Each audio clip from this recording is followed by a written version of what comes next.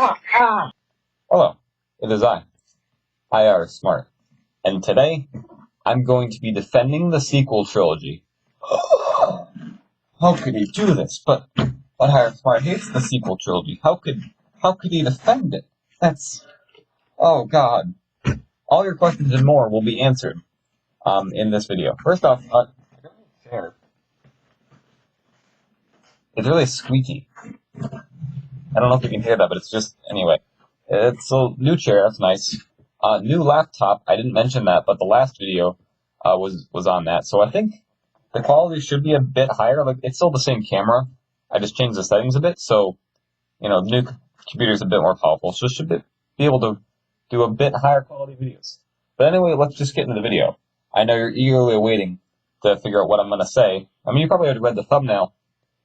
The thumbnail and the title of the video. But yes, today I'm going to defend one thing in the sequel trilogy, because this is the thing I think gets discussed the most. And I was doing some thinking. I was thinking about Rey. I do this a lot. It's not like this is a rare thing. I think about Rey a lot of the time. But I just thought of a particular thing. I was thinking, I made a video previously talking about why I think Rey was poorly written. And I was doing some thinking on that in particular. And I kind of thought of something else. And I was like, you know what? Maybe there's something I'm missing. Maybe there's actually a reason she is really powerful that I just kind of didn't think of. So this is going to be a Star Wars theory, alright? I don't do these very often. But I've just been thinking, But maybe there's a specific reason why Rey is just such a powerful character. Because as soon as she comes on screen, we know very little about her. Or we soon realize she is very powerful in the Force. And of course, in 9, they had to be like, oh, it's because she's related to Palpatine. She's Palpatine's granddaughter. So that's why she's so powerful in the Force. But I think there's another reason. So thinking back to the original trilogy, you have to remember that back then, the idea of the Force was more just a mystery, because they hadn't really, George Lucas was kind of just on it yet. And so we got the idea that the Force just connects all living beings together, and some people have it, and they can do cool stuff with it, like, move stuff and do mind tricks and that sort of thing. That was, original Star Wars set this up. They set up the Force as a mystery. We got a little more of an insight into Yoda, and then an episode, and then, of course we had light side, dark side, and we get this sort of things. The original trilogy just set up the idea of the Force. The prequel trilogy went more in depth by showing us midichlorians. And there's still a bunch of people that don't like midichlorians, but I think this is what this theory revolves around. So let me get to it. Anyway, the prequels told us that midichlorians were little organisms, and then depending on how many you had, you were more powerful in the Force. So Anakin was very powerful in the Force because he had so many midichlorians, the highest of anyone ever, even more than Palpatine or anyone like that. Even though Palpatine's midichlorian count was stupid high and very high, Anakin's was even more so. And Qui-Gon Jinn noticed this and he was like, hey, what the crud? This kid, the chosen one. Also, he didn't have a dad. He just appeared out of nowhere. And yeah. And I do believe that, to be fair, I think, I'm fairly certain it's somewhere in canon. They might have removed it from canon, I don't remember, but the Palpatine kind of did some weird dark side magic stuff and created Anakin with such a high midichlorian count. So that's why his birth is just kind of a mystery, because it's actually Palpatine, because he knew he was going to grow up and become super powerful, and he was going to use him to overthrow the Jedi. Because the Jedi Order was these thousands and thousands of Force users who all had the Force power, and for the longest time there were no Sith. So that brings me to the balance of the Force. We have all these Jedi, and they all have pretty decently high midichlorian counts, and all have pretty decent Force powers. And then we have, of course, people like Yoda, who's the strongest of them all at the time. And then we have Anakin who comes along, and they're like, what the crud, he has a high midichlorian count. And also, they're like, yeah, there's this Darth Maul guy, the Sith are back, what the crud. So for the longest time, there's been this imbalance of the Force. But there still has to be a balance. So hear me out. Think of it like a scale, alright? So you have the Jedi and the Sith, alright? Sith are on this side, Jedi over here. You have these thousands and thousands of Jedi, all in the Jedi Order. And there was a ton of Jedi in the Jedi Order. They'll have decent midichlorian counts, and same with the Sith. But the Sith just come out of nowhere, and they're very, very powerful. Like Darth Maul easily defeats, well, not easily, he gets beaten by Obi-Wan. But still, he takes out Qui-Gon, and then Obi-Wan defeats him. And he comes back because of yada yada. But anyway, my point is, Palpatine is also very powerful. So I was thinking, maybe midichlorians aren't just how much force you have, but how much force potential you have. So if you have a high midichlorian count, that means you can be very powerful. But the force still has to be balanced between the Jedi and the Sith, because there needs to be balance in the force. That's the thing they always say. Like, oh, you need to bring balance to the force, which I never really got, because they would say like, oh, you need to bring balance, but there's like all these Jedi, like thousands of Jedi, and only like 2 Sith. So how is it balanced? This is where it brings me. The Sith seem so much more powerful because they have to balance out the thousands of Jedi. The thousands of Jedi, like an individual Jedi, is probably way weaker than one Sith Lord, because a Sith Lord has as much power as like 100 Jedi. All right? Are you following along? This is what I'm thinking about, right? So, since all the Jedi are kind of like together, they're all pretty good. They have a decent amount of power.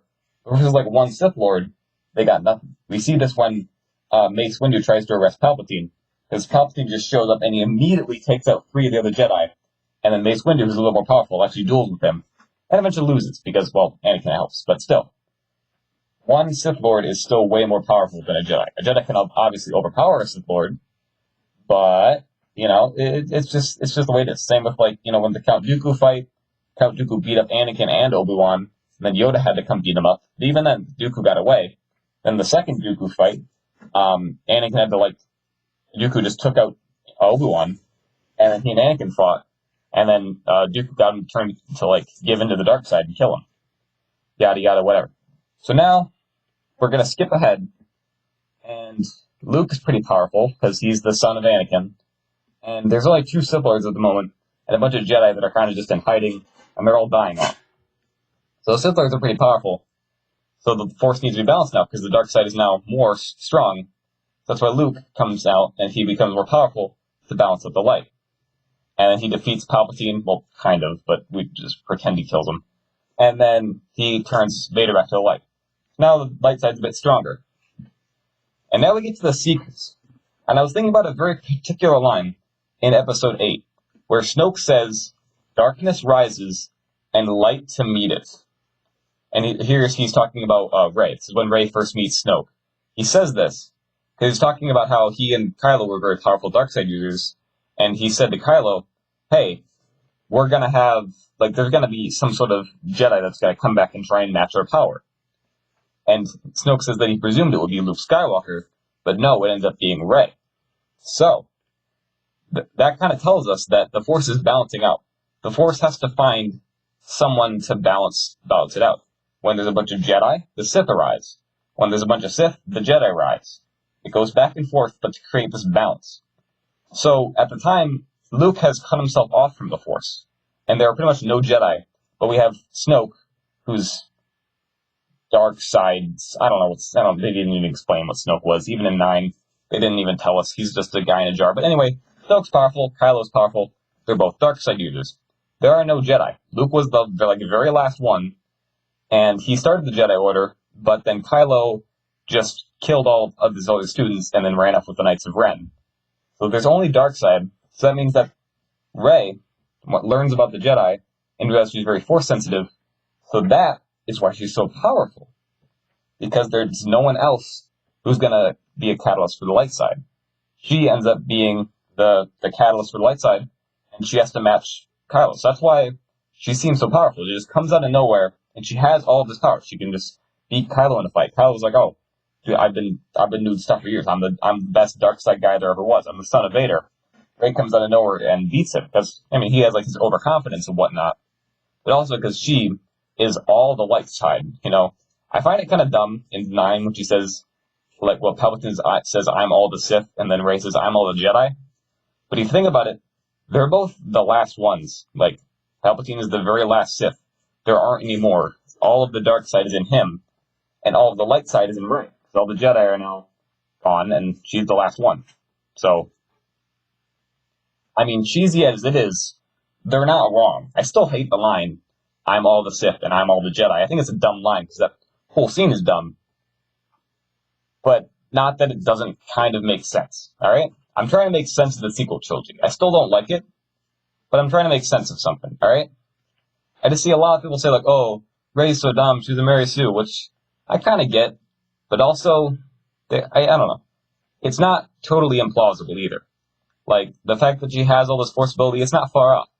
You know, she already has the blood of Palpatine, which I don't really like how it's like, oh, you have to be related to someone to have the Force.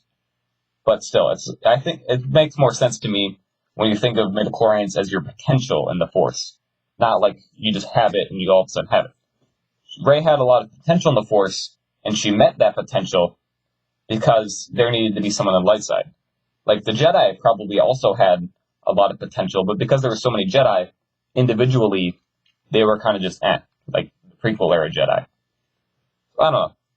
Those are just kind of my thoughts on Star Wars and why Rey is such a powerful character. Because people always complain, Rey's too powerful, it doesn't make any sense. And there are definitely complaints. I think Rey still, we don't see her train very often or work towards her goal. It's just kind of given to her. But I don't know. So this is just me trying to make sense of stuff. Yeah, that's about it. Rey, still great. She's a very powerful character, but I think it kind of makes sense. And I hope I got my thoughts across in a way that makes sense. So do you agree with my theory? Do you disagree with it? I don't care. Tell me in the comments. What do you think? Maybe add something to what I'm going off of here, but yeah. That's the theory, and I hope you enjoyed. I like to just talk about Star Wars. It's a fun thing. And yeah, that's all I had. So thank you for watching, everyone. And I'll see you whenever the next time I make a video is, whether that be sometime in the week or just Sunday. I always upload on Sundays, and sometimes more during the week. So see you then.